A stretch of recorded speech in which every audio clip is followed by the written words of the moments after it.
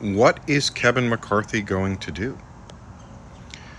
If he listens to the 150 members of the Freedom Caucus, the entire government shuts down. What does that mean? Well, Social Security will stop. And senior citizens get paid usually on the first, second, or third of the month, or the last of the month, which is the 27th or 28th. They pay on days that exist on every month, so they won't be paid on a 29th, 30th, or 31st, because those days are not consistent because we have February.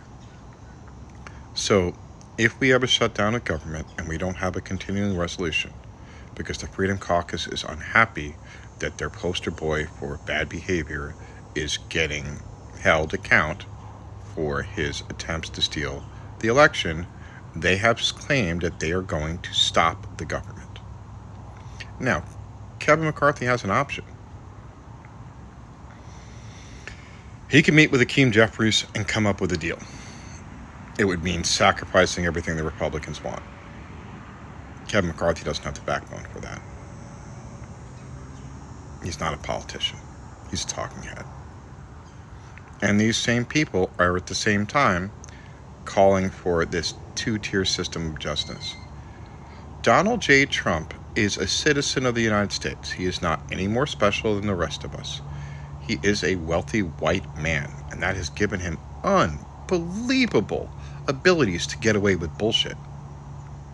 Well, he's run into a series of people that are not allowing him to run away with the bullshit. And now there's a call for civil war. And you've heard Marjorie Taylor Greene say it. And the former woman in Alaska that was going to be the vice president in 2008, Sarah Palin, calling for a civil war. Civil war.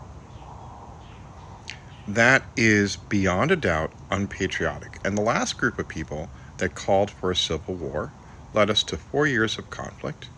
And when it was all said and done, after they fired the first shots at Fort Sumter, the War of Southern Aggression, in April of 1865, the South were flying their favorite flag, the white one, for surrender.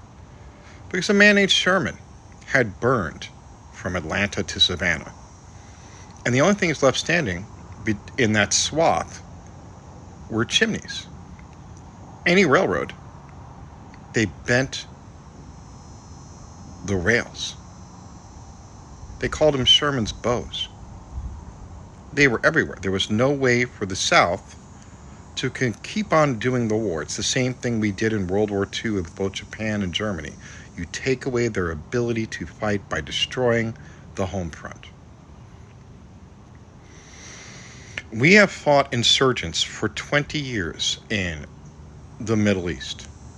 Every single person that has combat experience in awful urban environments. What is the United States? And if you think that you were to sit in Tennessee or Kentucky and have your little insurrection following someone like Marjorie Taylor Greene or Matt Gaetz or even Sarah Palin, and you think that the United States will show you any quarter? Really? How many dead Muslim people are there in Afghanistan for areas we thought there were terrorists and we bombed indiscriminately? I mean, we tried not to kill people, but people died. And military people will tell you that all the time. We are so much more careful than we used to be. The United States dropped so many incendiary bombs on the city of Dresden that it melted the asphalt. Asphalt melts at 1800 degrees. This is the U.S. government when we go to war. We are not kind to our enemies in conflict. We are very kind. After the fact, we'll rebuild you. We need to rebuild parts of the South anyway. If a group of people that's that crazy wants to take on the U.S. government, have you not learned historically? We could have won Vietnam in a month. Or anything going on in the Middle East. We didn't because we don't come in with nuclear weapons. We can. There's what, 10 countries in the world with nuclear weapons? It's us, the Soviet Union, former Soviet Union, China, Israel, wink wink, England, France, India, Pakistan, probably Iran. Do homegrown terrorists think they're going to be treated nicely? Social media still exists. All your pictures with your Make America Great hats on and everything else, you don't think those people would get rounded up? Look what we did to Japanese Americans in World War II. They weren't guilty of doing anything. We took all of them, took their property, and moved them into camps. They weren't concentration camps because we didn't kill them, but we took their ability to live away.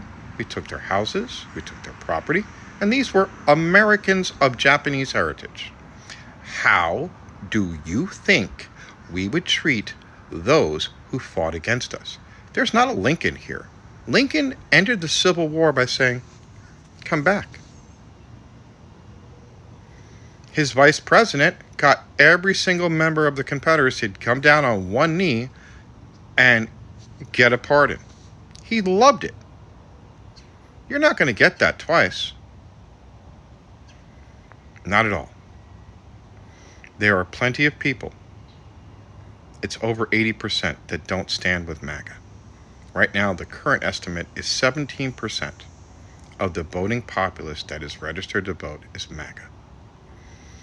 We had over 150 million people vote in the last presidential election. There's another 40 million people that haven't voted. What do their numbers mean? And would they vote for President Trump or former President Trump, for him to be President Trump again? These are the questions you have to ask yourself. I have seen our military work. I've been in armories where there have been 105 howitzers and self-propelled artillery, and those are all over the United States. You might get a couple armories. You're not getting Air Force bases. You're not getting bases with B-2 bombers. You're not getting bases with Tomahawk missiles. And if you don't think they'd use the same technology that they used against the people of Afghanistan and Iraq against you, you're sadly mistaken. The calls for a civil war are hollow. They're calls because the Republicans know they're losing. Their platform stands for nothing. They are running on the platform of taking away rights for women, making sure that there are no free lunches for children, encroaching on your First Amendment speech with book bannings, taking women's rights away, attacking minorities, attacking immigrants. Ron DeSantis wants to start a war against Mexico. What are they doing? In our own state, how much economic chaos do we have because of Ron DeSantis' racist policies? This is the GOP, moving towards white nationalism. Their 2025 project to give all the power to the president is a dictatorship. How are you supporting the grand old party?